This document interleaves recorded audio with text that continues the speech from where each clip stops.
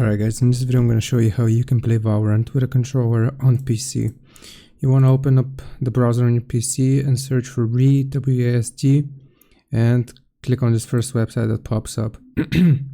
Now we will click on try for free and it's going to download it right here. So just give it some time to download and we will install this application. So click on yes. Okay, so you just want to agree and install. And just give it some time here to install the app. First it's going to download, then it's going to install it. Alright, so we're just going to wait here until this completes, this process completes. And how this is going to work, you will basically remap your WASD keys and whichever keys you use to play Valorant, you will remap them to the controller. Now you will need to restart your PC, so I'm just gonna do that. Okay, so once you restart your PC, it's gonna look like this. It's gonna ask us to sign in, so you can create an account or sign up. So I'm gonna click on sign up right here, and we need to register for the software.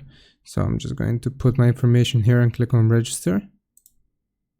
And then you have to confirm your email. So once you have your account set up, I'm just gonna log in right here very quickly. I'm gonna click on sign in. I'm gonna skip the guide, accept,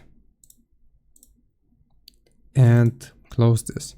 Now here from the left hand side you will see Valorant. You want to click on Valorant and it's gonna show any controller. You can click on the plus sign here to create a new configuration, or you can use the previous one. And right here you will see USB and you can choose the output device settings. So it's going to be the one that you use to play. So you have virtual 360, you have all of these controllers which you can use for Valorant here. And that is how you do it. I hope this helps. Leave a like and sub, and I'll see you next time.